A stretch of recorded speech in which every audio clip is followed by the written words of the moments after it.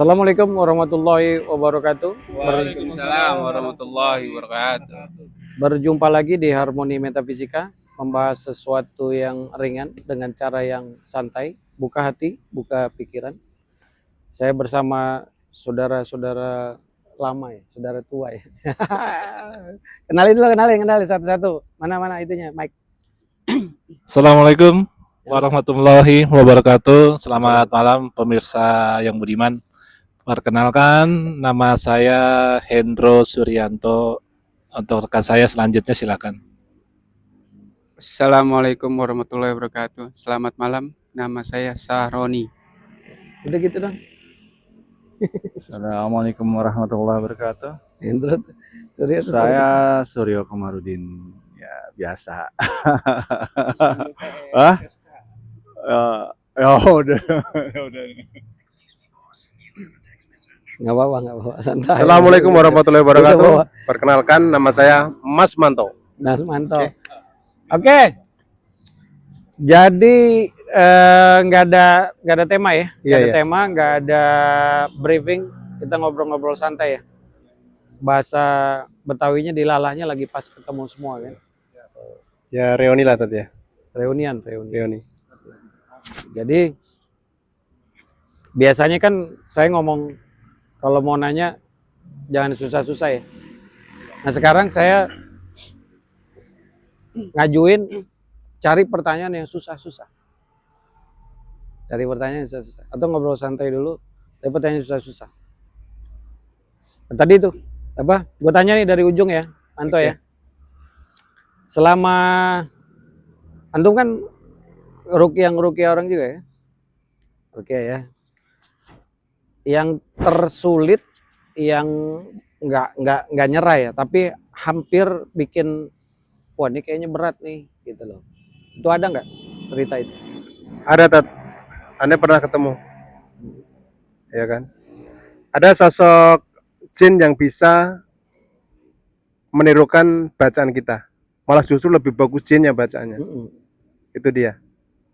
Itu biasanya kenapa tuh? Bikin apa? Bikin down? Bikin kita down. Bikin rasa bagusan dia gitu? Iya, kok malah pinteran jinnya ya? Bacanya juga bagusan jinnya ya? Itu. Akhirnya Akhirnya jurus terakhir Tat. yang itu sih harusnya nggak boleh kasih tahu. Lah, iya tapi ya. Iya. Maksudnya aneh panggil Tat, kasih tahu dong solusinya gimana sih seperti ini? Iya sebenarnya qadarullah ada sedikit pengalaman lah ya. Biasanya itu berhubungan sama kita dipertemukan sama jin-jin muslim. Ya kan gitu. Nah, yang pertama kita harus pahami sebenarnya jin itu punya kecenderungan kafir. Kecenderungan dia umumnya. Lebih mudah manusia untuk beriman dibanding jin. Karena kecenderungan dia nenek moyangnya memang kafir. Nah ketika mereka menjadi muslim, biasanya kalau jin itu bahasanya tidak belajar sesuai Al-Quran dan Sunnah, sama seperti manusia nih. Bahasanya mungkin secara bacaan oke gitu, tapi secara keyakinan, secara tauhid, secara akidah agak apa ya, agak kurang pas mungkin bahasanya sesuai Al-Quran dan Sunnah. Karena kalau jin yang sesuai Al-Quran dan Sunnah, percaya atau tidak, dia nggak akan mengganggu. Jin yang sesuai Al-Quran dan Sunnah kan ada itu. Insya Allah tuh jin yang sesuai Al-Quran dan Sunnah, mereka tidak akan mengganggu seperti jin-jin yang tidak sesuai dengan Al-Quran dan Sunnah. Walaupun dia muslim ya, tapi dia tetap bersaudara. Ada pertanyaan nggak? Ada Tat. Satu lagi nih. Sama jin nasab. Contoh orang yang itu dari turun-temurun, dari neneknya, dari kakeknya, dan dari uyutnya. Itu selama ini aneh belum paham cara menutupnya gimana tadi ya. Contoh kayak si Ambon itu. Tahu kan, kenal Ambon kan, yang orangnya kecil tapi kalau giliran dia kemasukan 10 orang bahkan kita nggak mampu untuk klarifikasi dulu tuh bukan Ambon temennya Mas Suryo, bukan. Iya, Ambon ini Ambon orang yang anak Cimanggis yang kecil. Itu Tat. Jadi kalau ini gini ya, saya nggak pengen mempertentangkan orang yang punya keyakinan atau sudut pandang berbeda dari saya. Saya cuma pengen insya Allah berbagi dari sudut pandang saya. Kalau saya orang yang meyakini jin nasab itu masih dipertanyakan, cenderung saya nggak ada, saya nganggap itu.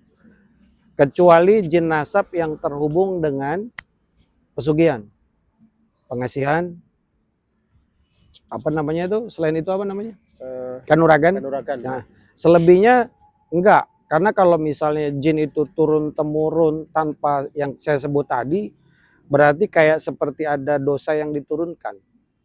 Kecuali tadi ya, kecuali pesugihan, kecuali pengasihan, kanuragan gitu. Karena saya ada kebetulan, nggak kebetulan ya, qadarullah tuh ada tetangga yang memang mempunyai, ini si kakeknya ini memang mempunyai khodam.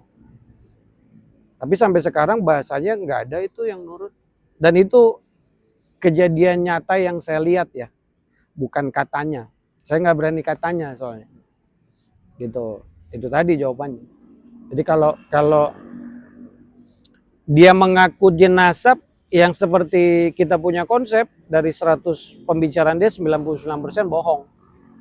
Bisa aja kan, aku jin nasab biar kita percaya, biar dia ini, padahal belum tentu juga. Berarti dosa yang diturunkan tuh nggak ada tadi. Nah, bikin fitnah lah dia kan, bahasanya. Gitu.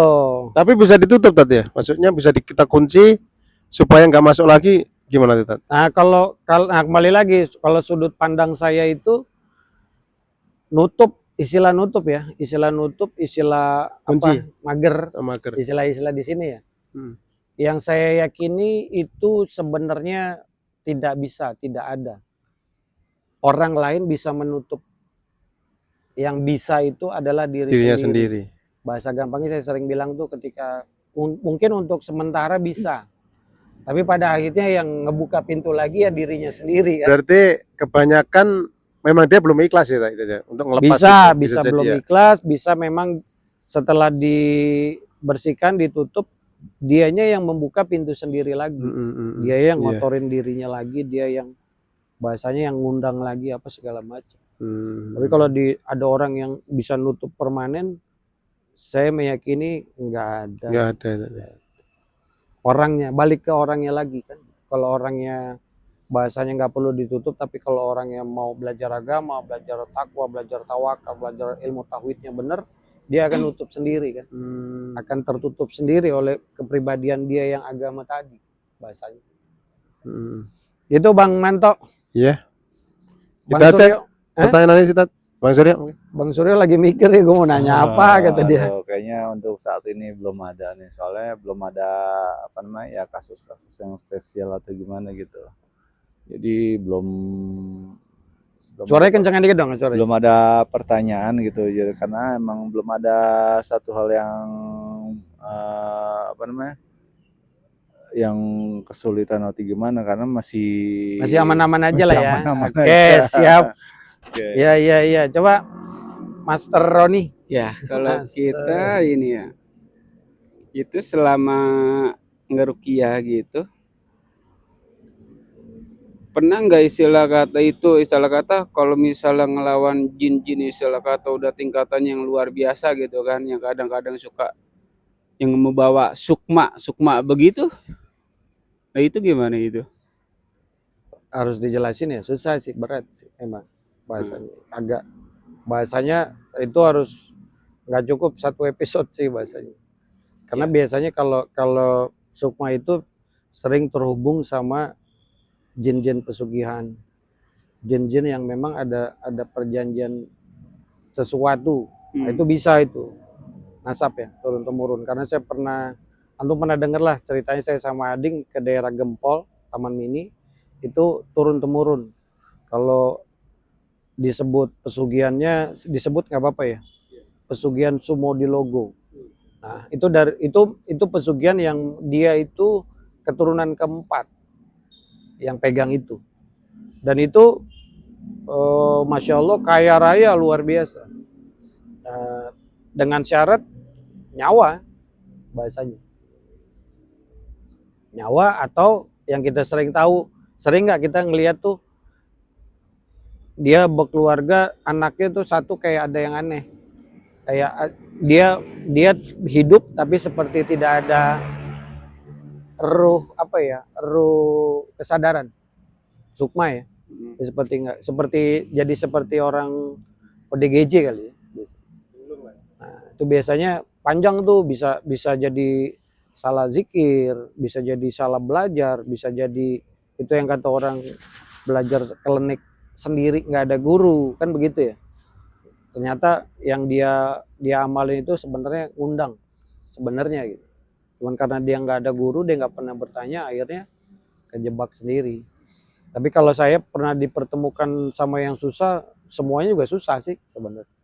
Cuma Allah sayang sama saya aja, saya sering dibantu aja. Bukan karena sayanya hebat, dibantu Allah aja. Dia tuh bangsa, bangsa. Gua ngeri salah huruf nih. Gua usut salah huruf nih. Bangsa. Agus nih, Agus. Bismillah. Izin Tat, mau Ya. tanya nih Tat. Hmm. Mungkin tadi sudah dibahas dari ada jin pesugihan. Nah ini gimana? Mungkin kita ada mungkin ketika meruqyah seseorang gitu Tat. Ada yang mungkin jinnya sampai ngamuk mau ngelawan kita. Nah cara kita mungkin ada nggak Tat jurus-jurusnya mungkin jurus yang dimaksud di sini bukan kita ngelawan balik tapi dengan cara yang lebih baik gitu Tat. Nah itu yang asik berbagi pengalaman tuh. Iya kan gitu kan. Karena saya yakin Bang Man atau Bang Sur Bang Sur ya, Iya, ya ini itu coba dijawab, nggak apa-apa. bukan bermaksud apa-apa ya Mas. Kita Nggak tuh apa-apa, bercerita kan di sini ngobrol pengalaman santai, ya. ngobrol santai. Karena kembali ke tadi, saya bisa bercerita karena saya mengalami. Di tahun kapan ya, udah lama ya. Itu ada orang tinggi gede, orangnya ya botak kayak tadi. Oh, Ya, si siapa? Agung. Mas, sebut nama boleh? Siapa? Ya, sebut nama boleh. Boleh. Mas Agung namanya. Oke. Dia sowan ke Kedaton, kebetulan Iya. kan. Di situ Iya, ada aneh, ada Ustadz. Wah itu lucu. Ya. Itu kejadian aneh itu. Dia ketemu Itu ketemu aneh itu bawahnya pengen berantem terus Itu katanya. kejadian aneh itu. Panas Iya, katanya. itu nyata dan aneh. Usut punya usut. Aneh tanya kenapa masuk ketemu saya mau berantem gitu kan. Ya kan. Ternyata dia itu ada cerita dari Gunung Salak tadi ya? Udah salah. Gunung Salak. Ya kan. Salah satu anak buahnya pernah aneh lukain. Yaitu Buto Ijo. Ya, Iya, mungkin iya, dendam iya, kan iya. ya. Dendam. Lucu tuh, Tiap iya. kali ketemu aneh mau berantem bawaannya Iya, panas iya, iya. katanya. Yaitu pengalaman aneh. Ya. Itu Pengalaman sampai aneh. itu sampai ke mimpi-mimpi ya. Sampai ke mimpi-mimpi segala. Bengkak-bengkak ya. Bengkak kaki ya? sampai bengkak kaki saya. Iya, iya. Diinjak sama Buto Ijo itu. Ini nyata ini benar-benar kisah nyata. Iya, itu kalau cerita singkatnya gini tuh, ada yang datang terus dia kayak melihat nyari seseorang. Iya, betul. Nah, waktu itu ada rombongannya Cimanggis tuh. Ada rombongan di si Angga, si Ambon, Angga, si Ambon, ya. siapa Kiting, ada 11-an orang kan.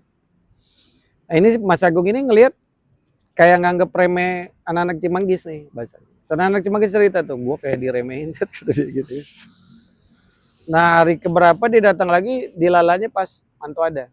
Nah, begitu dia lihat Manto, dia kayak ngomong gini sama saya, kayaknya ini deh. Saya bilang, numpang izin, bahasanya mungkin numpang izin ngadu ilmu kali ya, bahasanya. Saya agak lupa. Tapi dia mesennya lucu gitu. Saya mohon izin duel ya kata dia. Tapi minta maaf sebelumnya, Ustadz jangan ikut-ikutan ya kata dia. Ya aneh sempat keder juga tuh Tatu. Tapi itu kisah nyata emang ada kan, kejadian ada. Dia bilang ya udah monggo aja kan gitu kan. Tapi dia minta izinnya gitu. Gue duel sama dia. Tapi Ustadz jangan ikut-ikutan ya kata dia gitu. Tapi intinya gitu ya. Tapi akhirnya menang siapa saya nggak tahu. Cuman akhirnya setahu saya antum sempat berkawan kan akhirnya. Jadi Ya, baik. akhirnya berkawan baik akhirnya kan. Tiap kali dia ke Pamulang pasti cari aneh. Ya, mungkin draw tuh ya, draw kayaknya. Iya draw. Dia kan saudaranya tetanggaan ya dia. Iya. Pada akhirnya jadi berkawan. Gitu. Jadi pertanyaannya apa tadi ya? Kalau ketika Nah, ini Tat, pertanyaannya ketika menghadapi tiba-tiba dia marah nih ngajak berantem gitu kan. Nah, kita kan untuk antisipasi juga nggak mengambil tindakan karena kita tahu kan mungkin ketika ada jin masuk ke badan seseorang itu sebenarnya orang itu dikendalikan tuh dengan si jin itu gitu kan. Sekiranya kita balik tampol, otomatis kasihan si orangnya ini, Tat.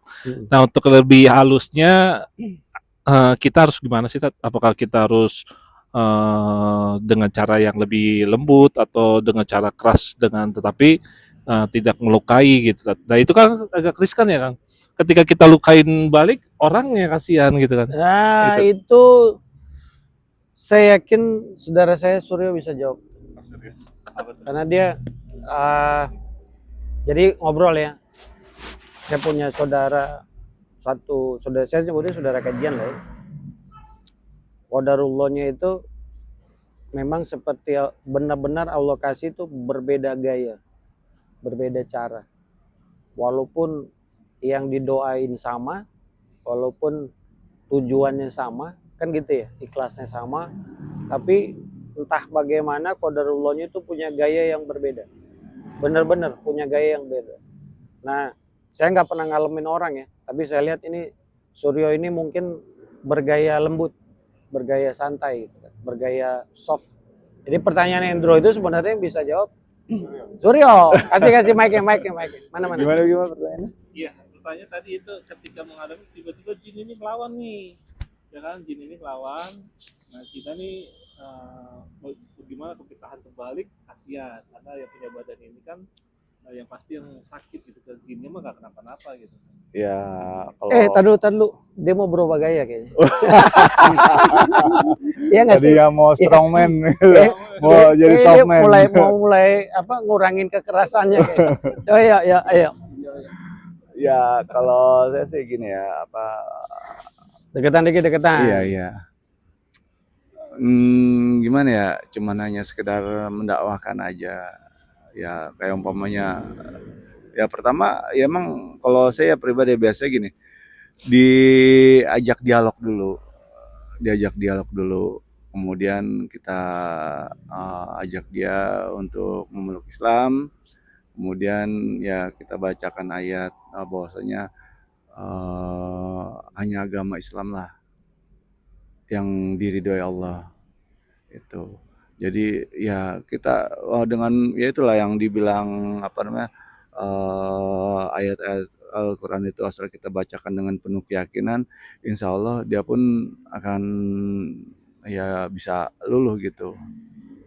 Terusnya kemudian ya kita dakwahin aja bahwasanya kalau emang kamu masih kafir, ya ini ada hukumannya, ini ada ayatnya gitu. Kalau umpamanya kamu masih mau ini ya begini ya akan disiksa dengan, dan kalau umpamanya kamu menjadi seorang mukmin yang baik, nah ini ada hadiahnya dari Allah seperti ini berupa surga-surga atau gimana, kita bacakan ya ayat-ayatnya ini ya insya Allah ya kadar mungkin dengan ayat-ayat tersebut dia bisa menjadi luluh gitu. Soalnya saya belum pernah ini ya megang orang itu sampai frontal, kecuali yang kemarin itu ya. Karena emang udah didakwain, cuman ketika itu mungkin ada ya si perewangannya itu yang ya memberikan suatu ancaman atau suatu memberikan suatu sesajen yang bikin dia kuat, dia jadi merasa sombong itu. Nah ketika dia udah merasa sombong gitu, kita ada gini ya mau nggak mau ya dengan ayat-ayat tertentu ya kita mungkin minta sama Allah supaya apa yang menjadi sumber kekuatan itu supaya dilemahkan, itu doang. Akhirnya bahwasanya ketika itu dilemahkan, nah baru dia ya merasa yakin itu. Jadi ya itulah, jadi kalau saya bilang ya cuman hanya didakwahin aja. Itu jadi kita kasih tahu gini tuh. Ya, jadi kalau umpamanya adu kekuatan ya mungkin kadang kalau dia masuk ke badan orang kan itu bisa 10 kali lipat ya tenaganya ya. Itu ya kita kadang kewalahan juga. Itu. Tapi kalau umpamanya dengan dengan mendakwahin ya mungkin walau alam ya kita minta sama Allah supaya dia mendapatkan hidayah ya, walaupun itu jin ya semoga juga dia akan mendapatkan hidayah, itu doang. Oke, sip, keren. Itu doang. Paham nggak, Bro? Intinya kalau saya lihat kan memang Suryo ini bagian yang lembut-lembut, ya kan. Makanya saya lihat agak bisa berdakwah nih, makanya saya dorong nih, ayo dong ngasih kajian, ayo. Karena kan Dakwahnya yang mana sama dia? enggak sebenarnya belum, ya kan, belum. Nanti juga itu biasanya ada kayak sendiri gitu kan. Oh iya bisa. Itu belum aja, belum. Tapi ya itu memang dari bahasa saya dari kalian berempat dia yang tersoft, terhalus, apa ya, terlembut lah. Pak Hendro kan sama Manto tuh keras ya. Kalau Roni apa ya? Klotokan. Ya nggak sih? Tapi masya Allah, Matel. memang percaya nggak? Antum perhatiin deh gitu. Memang entah gimana itu memang punya 4 gaya yang sangat berbeda. Yang sebenarnya ada orang nanya kan gitu, Bang kok ini saya nggak nyebut lah ya. Kok si ini begini si ini enggak? Saya bilang yang saya yakini biasanya setiap orang yang memang mungkin memang ada tujuan untuk dakwah, selalu ada sahabat-sahabatnya kan. Nah, qadarullah saya dikasih sahabat yang saya meyakini mereka pasti punya perannya masing-masing. Yang bahasanya ketika dengan kalau satu model nggak seru juga kan, ya nggak sih gitu. Ya contoh sahabat Rasulullah SAW 4 orang 4 model kan. Nah qadarullahnya saya dikasih 4 orang yang masih ada sekarang kan, yang masih selalu bisa nemenin saya memang ada 4 orang. Dan 4 orang ini lah kok ya beda gaya semua kan. Ya, satu kadang-kadang gemes juga nih, lembut amat gitu loh. Ini kelembutan ini kan gitu. Ada yang nah sebenarnya kalau dibilang agak cocok-cocokan kan cocok-cocokan. Nah yang lucunya itu Suryo itu cocoknya sama Roni. Padahal kalau dilihat gayanya itu kayak langit sama bumi. Yang satu halus banget, yang satu klotokan banget. Iya kan, bener-bener sebenarnya nggak ketemu nih. Sebenarnya kalau mau jujur pasangan Suryo ke Manto atau Suryo ke Roni cocok. Suryo ke Endro ya, Roni ke Manto atau Roni ke Endro cocok. Tapi dipasangin Allahnya Roni sama ya sang lembut dengan sang klotokan gitu kan. Bisa nyambung tadi kan. Ya, ada pertanyaan lagi? Oh iya, monggo. Ini selama ini yang jadi momok di pikirannya satu tat, rukyah itu. Ya dalam perjalanan. Satu yang belum pernah ketemu.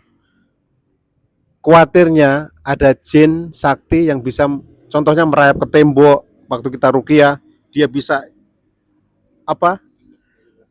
Ya ada paku dia makan selesai tuh. Kan secara manusia kan aneh kan ngeri juga di tat. Ya alhamdulillah sampai sekarang belum ketemu sih yang seperti itu. Jangan deh, ya kan. Ada. Ya kayak di film-film lah bisa merayap ke tembok, Oh, iya, naik gitu. Tapi suatu saat ya mudah-mudahan enggak ya Tat ya. Apa? Mudah-mudahan enggak ketemu yang seperti itu. Pertanyaannya iya. Pertanyaannya jika kita menemukan yang seperti itu. Karena jin itu kan gimana pun juga namanya jin kan apa sih nggak bisa dia rayap ke tembok aja bisa kan dia. Contoh kuda lumping. Kuda lumping makan beling aja bisa, makan paku bisa. Di luar kesadaran dia. Nah, khawatirnya ketemu jin yang seperti itu. Yang dikhawatirin apa?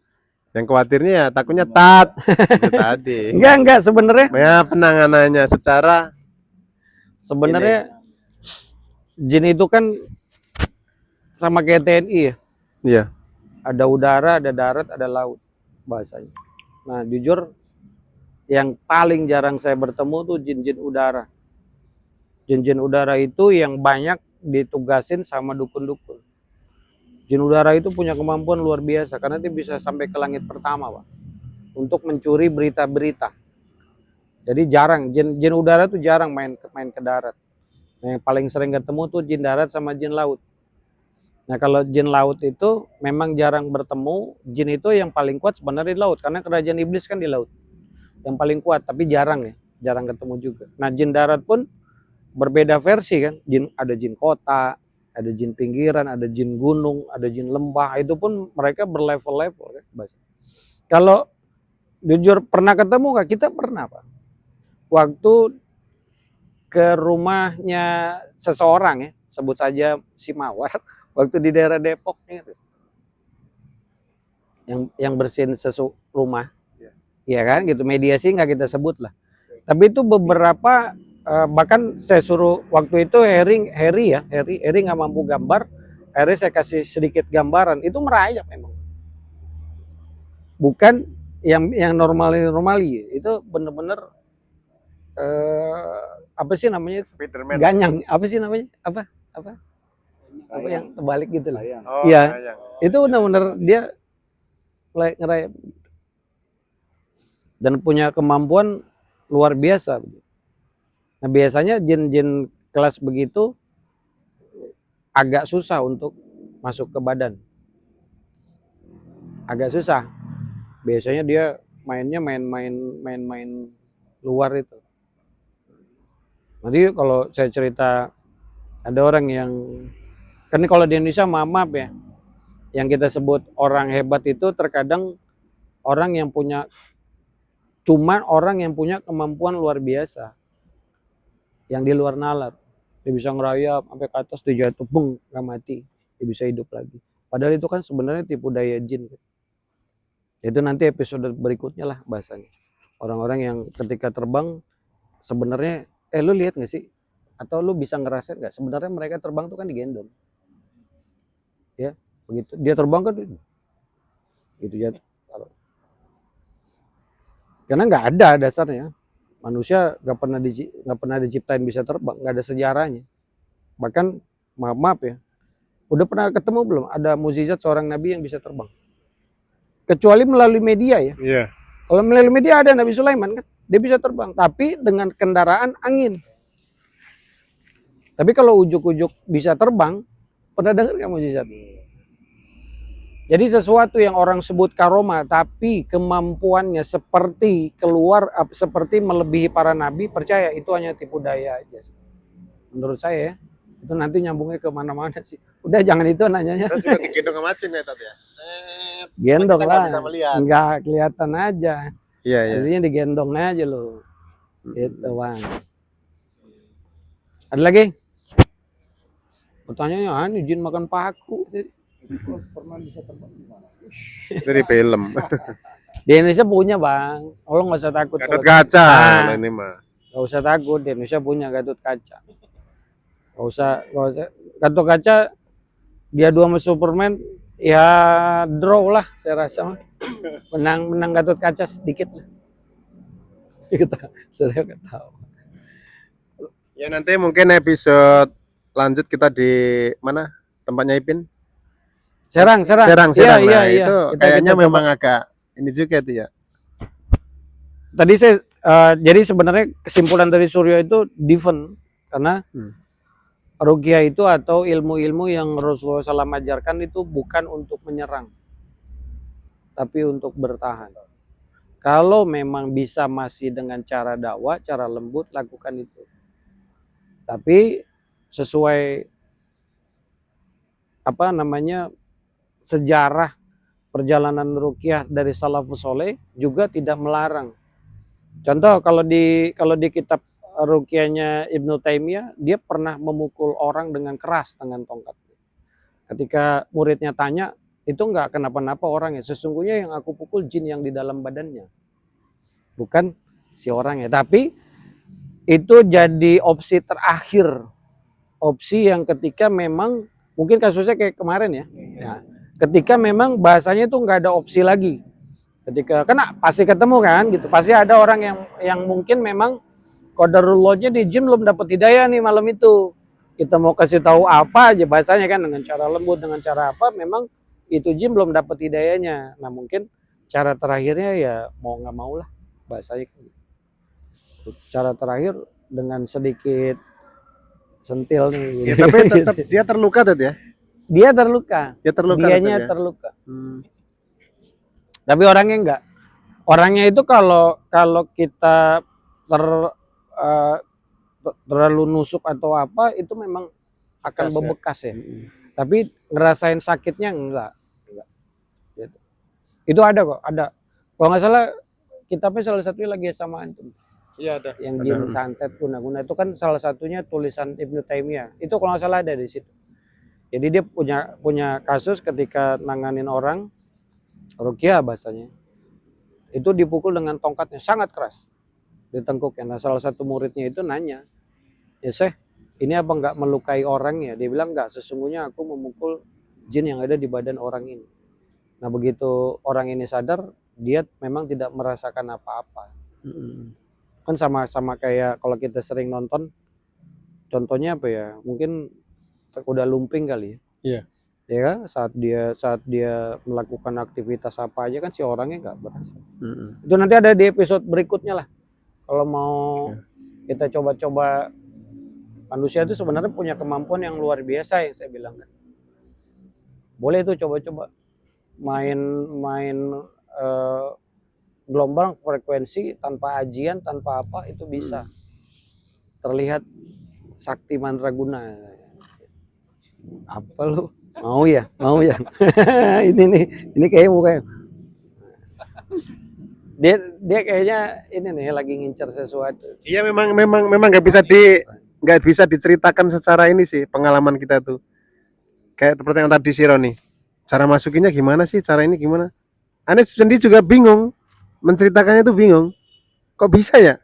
Ini anehnya di situ. Iya kan? Iya, kalau saya ngelihatnya gini sih, lebih ke percaya deh. Ini kan udah dapat jatah masing-masing. Kalau bahasa kerennya sih mendingan gimana mengoptimalkan apa yang Allah kasih sesuai porsinya masing-masing. Jadi jangan misalnya yang saya bilang tadi, bagaimana juga qadarullah nih saya dikasih sahabat dengan 4 gaya kan. 4 gaya ngadepin makhluk-makhluk. Itulah kan gitu. 4 gaya nih. Nah, nggak usah ngelihat satu sama lain, wah dia enggak percaya deh. Itu bener-bener kalau digabungin, wah itu keren banget. Kayak Avenger nggak sih? Iya, kayak Avenger kan, paham kan kayak Avenger. Dia saling melengkapi sebenarnya.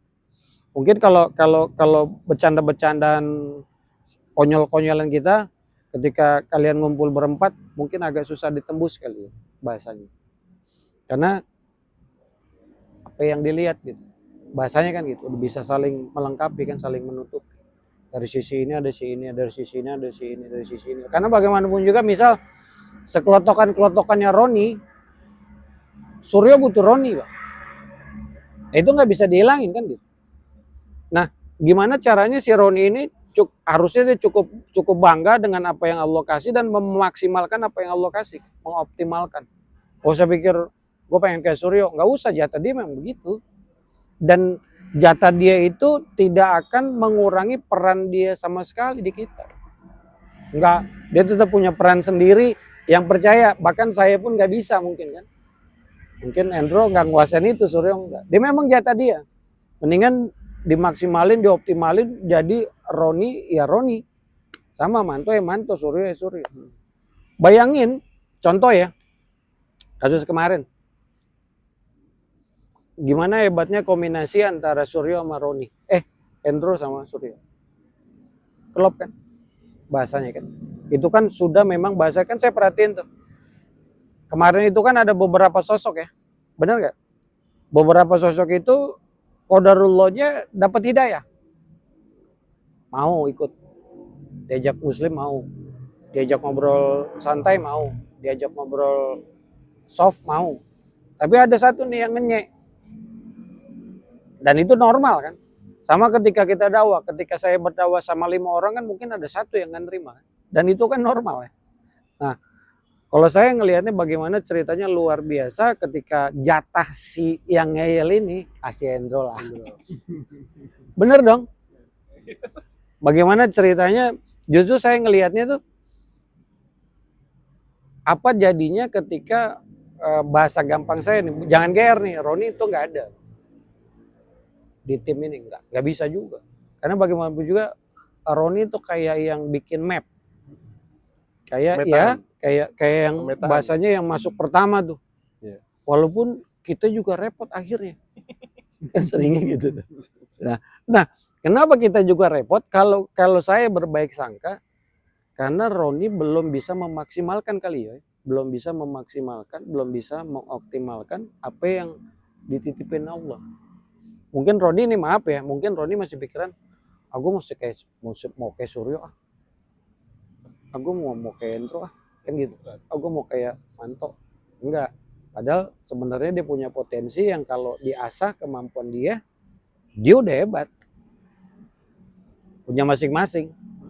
Kalau bahasa senjata, dia punya tombak, dia punya golok, dia punya celurit misalnya gitu. Antum punya panah, kan udah punya kalian masing-masing. Rasulullah SAW ketika berperang kan gitu. Ada yang ahli panah, ada yang ahli pedang, ada ahli berkuda kan gitu kan. Itu kan mereka udah punya jatahnya masing-masing. Jadi ya udah. Kan seharusnya next ke depannya sebagai garda terdepan, kan Roni sebenarnya garda terdepan, paling depan, masuk, pup, ya udah, jangan bikin kita pusing habis itu, maksud gua. Kalau Gitu. bisa Jadi, sekalian selesaiin sendiri. iya, Bagus. kan asik gitu ya, Iya. gitu. Ini kan enggak, begitu dia masuk, oke, kita kempur, habis itu kita ngurusin dia. Iya. Tambah satu lagi, satu yang situ. Nah, kan gitu kan, bener nggak? Iya. Oh iya, Mas Andre Hanusa. Nah, iya kan? Nah maksudnya, gue yakin deh kalau Roni bisa memaksimalkan nih, ya kita ngobrol lah, gimana cara memaksimalkan apa yang Allah kasih nih, kasih Roni. Aneh rasa begitu dia masuk di depan, nggak perlu lagi kita repot, dia udah santai, selesain. Ya elah, gaya lo, ya nggak? Begitu dia masuk, Selesai udah. dia tinggal bilang tuh, yuk sekarang urusan lo. Ya elah, gaya lo, Ran. Tapi gue tunggu tuh saat itu, bener nggak yuk? Karena sering banget nih kita gini, sering banget setan itu menggoda kita, yang bahasa gampangnya gini. Setan itu sering banget menggoda kita untuk kita melalaikan nikmat yang Allah kasih. Beneran. Sesungguhnya manusia itu punya jatah nikmatnya masing-masing. Nanti setan itu akan mempengaruhi kita ngelihat apa yang dikasih ke orang itu melebihi apa yang dikasih ke kita, padahal sebenarnya enggak. Karena pasti berbeda urusannya kan, punya perannya masing-masing. Dan dikumpulin di sebuah tim itu jarang sesuai dengan kemampuannya masing-masing. Kalau semua dioptimalin, wah gue yakin udah keren, santai aja. Ya kan? Makanya kemarin tuh ribut, maaf ya, maaf nih. Banyak tuh yang seliweran bilang, bang udah ini kasih. Enggak, mereka mampu, mereka punya cara, ya kan? Enggak begitu juga. Kenapa begitu? Pertama banget, saya belajar tidak mengajarkan bergantung sama makhluk kan. Ya dong gitu. Gue sering banget walaupun saya ada, bisa nggak lu nganggep gue tuh nggak ada? Seharusnya kan begitu. Jadi lu bergantung dengan Allah yang Allah kasih di kemampuan diri sendiri. Fight. Paham nggak maksud? Bukan pada akhirnya oh tenang aja habisnya ada si Romi, ada si ini. Enggak, nanti pada akhirnya kita kejebak tergantung sama makhluk aja. Enggak gitu. Yang saya yakini qadarullah ketika Allah pertemukan, pegang deh. Ketika Allah pertemukan siapapun yang Allah kasih juga dia sakit untuk kalian tanganin, itu karena kalian mampu. Dipertemukan kan? Enggak ada yang kebetulan. Maka ketika entah itu dipertemukan sama Manto, sama Suryo, sama Roni, atau sama Endro, atau ketemu sekali satu klien tuh ketemu berdua, percaya itu karena kalian mampu. Makanya dipertemuin. Iya kan. Sesimpel itu sebenarnya. Kalau nggak mampu nggak mungkin dipertemuin. Nggak mungkin. Dipertemukan itu karena mampu, karena nah pada akhirnya kan sering itu tuh yang punya kebiasaan jelek itu di pojok. Iya kan gitu, ngerasa mungkin ya, wah ini ada Bang Romi nih, ada ini. Akhirnya itu sebenarnya kurang baik. Orang yang pada akhirnya nanti dia ketergantungannya bukan pada Allah. Ya, kan? Makanya kemarin saya yakin kok gitu, saya yakin sama kemampuan mereka. Mereka punya cara sendiri, mereka punya jalan sendiri. Jadi bahkan saya pernah ngomong sama orang ya. Itu gimana Bang? Percaya deh, yang saya yakinin apa yang Allah kasih ke mereka belum tentu Allah kasih ke saya. Siapapun dia. Saya nggak pernah menganggap remeh kemampuan seseorang, apalagi kemampuan para sahabat saya. Saya yakin mereka punya kemampuan sendiri yang itu bahasanya untuk membantu saya. Ketika membantu saya, berarti kan saya dalam keadaan tidak mampu, makanya dibantu kan. Ketika saya dalam keadaan tidak mampu, yang ngebantu itu pasti punya kemampuan yang saya nggak punya kan. Sebenarnya logika segampang itu sih saya berpikir. Makanya saya nggak pernah berpikiran untuk wah Roni mah ilmunya enggak. Saya selalu bela Roy. Itu tadi cuman masalahnya dia belum bisa ngoptimalin kan, dia belum bisa memaksimalkan. Makanya akhirnya ketika sebenarnya dia kan pasukan berani matinya karena di depan kan. Kalau dia mati, Roni mati duluan tuh. Paling depan dia. Justru yang paling depan itu kalau di tentara pasukan khusus, Pak. Cuma sayangnya masih saat ini ketika pasukan khususnya masuk, kita yang kerepotan ujungnya. Kita dikasih PR. Nah, itu biasanya Suryo itu. Kalau nggak ada Suryo kita agak bingung juga. Gitu Bang. Kapan-kapan kita ngobrol-ngobrol lebih ini ya, lebih ke hal goib yang luar biasa ya. Masih ada pertanyaan lagi nggak? Satu lagi deh. Habis nih ini ya. Bismillah. Tanya Tat. Ini mungkin sedikit aja berkenaan residual nih contohnya. Residual bukan itu aja lah ya. Mungkin ketika kita mendengar Al-Quran dibacakan, itu seolah-olah kita berada di situasi yang seperti itu, Tat. Apakah itu yang dimaksud kita frekuensinya turun mengikuti frekuensi yang saat itu dibacakan Al-Quran, seolah-olah kita melihat gitu, Tat. Ada di situ gitu, Tat. Nah, itu apakah sama dengan residual, Tat? Itu aja, Tat. Bisa saya jawab ya, bisa iya, bisa enggak. Itu kan nantilah kita bahas khusus. Saya juga lagi gimana cara menerangkan agar orang mudah memahami ya. Karena kan harus diyakinin, diimanin Al-Quran itu kan mukjizat.